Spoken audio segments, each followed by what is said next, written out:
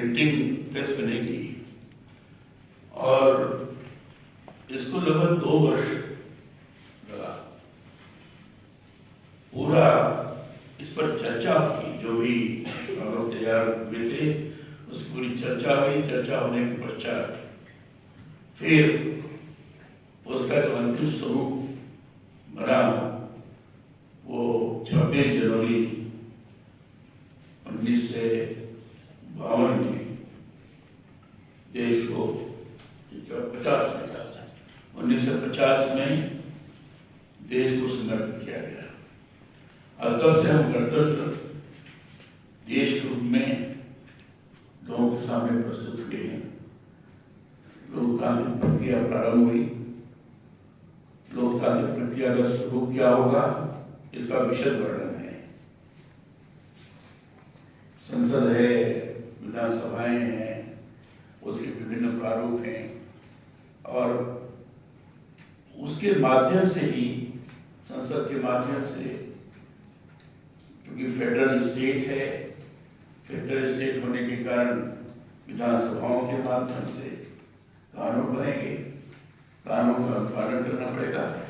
संघात्मक स्वरूप जरूर है लेकिन निकात्मक व्यवस्था भी है। वो बिल्कुल कोऑपरेटिव फेडरलिज्म जिसे कह सकते हैं आप, वह है, लेकिन उसके एकात्मता केंद्र का भाव बिल्कुल प्रकट है।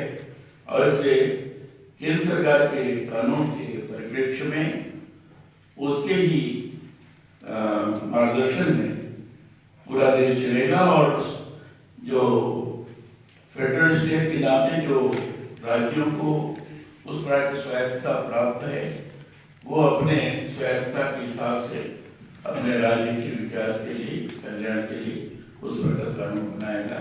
इस ढंग की व्यवस्था संवैधानिक प्रक्रिया के अंतर्गत दी गई, सही रचना पूरी दी गई देश की। और उस रचना के आधार पर हम चल रहे हैं। जो विशेष जोर दिया गया भारत के नागरिकों के लिए, जो संविधान का प्रस्तावना पक्ष है, और उस प्रस्तावना पक्ष के कारण से उसके वो मूल भाव को व्यक्त कर रहा है, वह संविधान के धारा के माध्यम से नागरिकों का क्या अधिकार क्षेत्र होगा इसके बारे में भी सुनिश्चित किया, जिसके माध्यम से इस मूल भाव को नागरिक अपने आचरण व्यवहार के माध्यम से लोगों के सामने व्यक्त करें।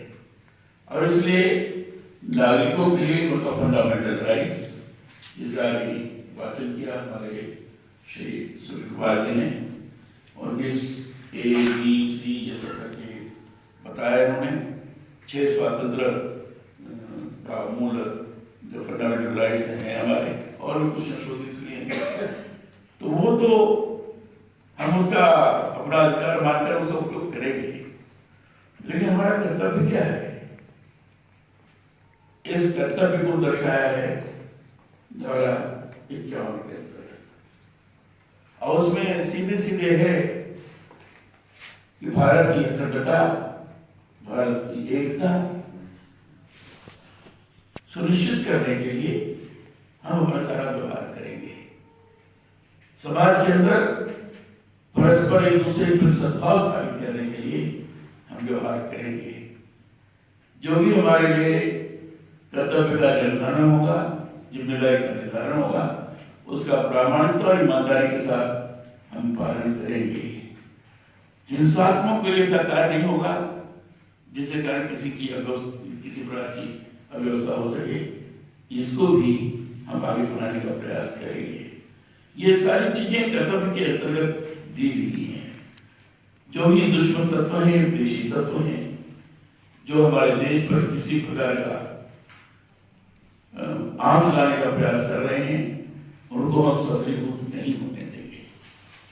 विदेशी मानसिकता से ग्रस्त होकर अपने को विदेशी सारी चीजों की तरफ ले जाने का प्रयास नहीं करेंगे। याद दिया कि ये सारी बातें इसमें कर्तव्य के अंतर्गत दी गई है।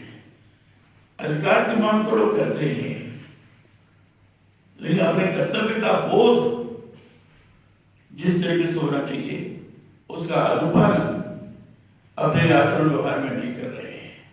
और आज प्रत्यक्ष रूप से दिखाई पड़ रहा है सब तरह अधिकांश स्थानों पर कि छोटी छोटी बातों को लेकर विभाजन की स्थिति निर्माण करने का लोगों की तरफ चल रहा है। विशेष रूप से कुछ ताकतें ऐसी हैं जो हमारे देश में सक्रिय होकर लोग के मन मस्तिष्क में अलगाववाद की भावना करवाने का प्रयास कर रही है। अगर हमें अपने कर्तव्य बोध, अपना कर्तव्य बोध है और ये है कि नहीं देश की एकता और अखंडता बनाए रखने की हमारी जिम्मेदारी है, तो शायद उस चक्कर में नहीं पड़ेंगे। अगर कर्तव्य बोध है कि हमारी सुभाषा है, हमारी एक संस्कृति है, सभ्यता है, तो उसको खंडित करने का कोई प्रयास करेगा तो सब नहीं होने देंगे। ये अपने आचरण व्यवहार के माध्यम से करेंगे। अगर कर्तव्य बोध है कि हमारा प्रत्येक कार्य देश के निर्माण में सहयोगी बनता है और इसलिए जो हमारे लिए कार्य सुनिश्चित किया गया है उस कार्य को हम प्रामाणिकता ईमानदारी के साथ करेंगे। अगर कर्तव्य बोध है तो हमारी फ्रेटर्निटी कैसे बनी रहे, बंधुता कैसी बनी रहे, इसकी भी हम चिंता करेंगे, ताकि किसी प्रकार का ऐसा माहौल न बने जिसके कारण भारतीय समाज विगाव और खंडन की स्थिति में जाने की स्थिति में पड़ा हो। ऐसी स्थिति नहीं हम होने देंगे। ये सारी चीजें इस कर्तव्य के अंतर्गत है। परस्पर एक दूसरे के पंथ का,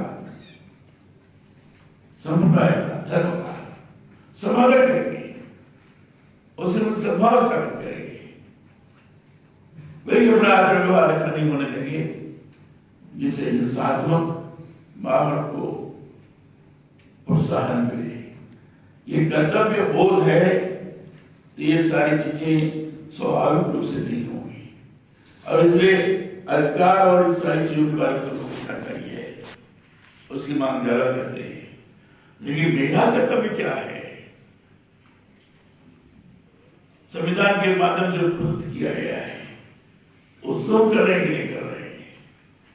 महिलाओं के प्रति सम्मान का भाव, उनको भी आगे बढ़ाने का प्रयास, वंचित और दलित वर्ग हैं उनको साथ में जोड़ने की कोशिश, ये सारी चीजें इसके अंतर्गत आ जाती हैं। और इसको ही हम आज 70 वर्ष के बाद तो मना रहे हैं, आज जिसकी कहने की आवश्यकता नहीं थी, लेकिन जिस तरीके से माहौल बन रहा है, जिस तरह से जन अलगाववाद की आवाज दोनों उठाने शुरू कर दी है, परस्पर हिंसात्मक भाव पैदा करना शुरू किया है, बंधुता को किनारे रखकर एक दूसरे के प्रति घृणा का भाव पैदा करना शुरू किया है। इन सारी चीजों को देखने में लगा कि संविधान के इस जो मूल अधिकार है, अधिकार को तो हम दिखाएंगे, अधिकार के साथ साथ हमारा कर्तव्य भी है। और कर्तव्य हमारा क्या है संविधान के द्वारा प्रदत्त, इसको भी लोगों के बीच में रखकर उसके लिए आगे बढ़ के लोग कर सकें, यह भी प्रयास करें। एक बार हम लोगों ने तय किया है, भारत सरकार ने तय किया है कि संविधान दिवस के अवसर पर इस बात को विशेष रूप से रखेंगे और संविधान दिवस से लेकर आगे एक क्रम लगातार चलता रहेगा। जब भी हम कहीं बोलेंगे तो जहां मूल अधिकार के बारे में हम चर्चा करते हैं, वही नागरिक का कर्तव्य क्या है, इस कर्तव्य के बारे में भी लोगों को जानकारी दें और लोगों को उस दिशा में प्रोत्साहित करने का प्रयास करें। आज संविधान दिवस के अवसर पर कर्तव्य बोध के आधार पर लोग उसके अनुरूप चल सकें, हम सब लोग भी चल सकें, यह अपेक्षा करते हुए संविधान दिवस पर ये बोलकर अपना विचार करके अपनी बात समाप्त करता हूँ। बहुत बहुत धन्यवाद।